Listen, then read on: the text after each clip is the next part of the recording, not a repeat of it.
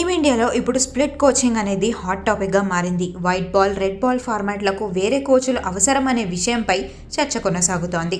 Split coaching విషయంపై head coach Gautam Gambhir గురించి తొందరపాటు నిర్ణయాలు తీసుకోవద్దని సలహా ఇస్తున్నారు మాజీ స్పిన్నర్ హర్భజన్ సింగ్.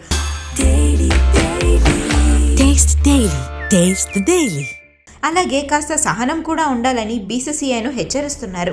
న్యూజిలాండ్, దక్షిణాఫ్రికా టీమ్స్తో జరిగిన టెస్ట్ సిరీస్లో టీమిండియా హోమ్ గ్రౌండ్లోనే ఓటమి చవిచూసింది.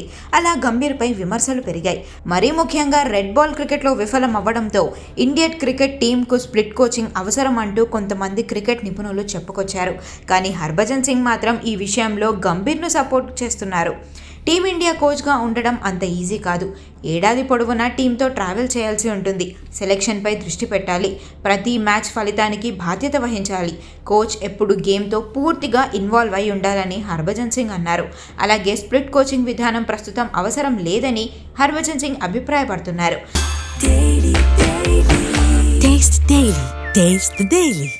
ఇప్పుడు కోచింగ్ను విడగొట్టాల్సిన అవసరం లేదు. ఓపిక పట్టాలి. భవిష్యత్తులో అవసరం అనిపిస్తే అప్పుడు చేసుకోవచ్చు, కానీ ఇప్పుడు మాత్రం కాదని ఆయన స్పష్టం చేశారు.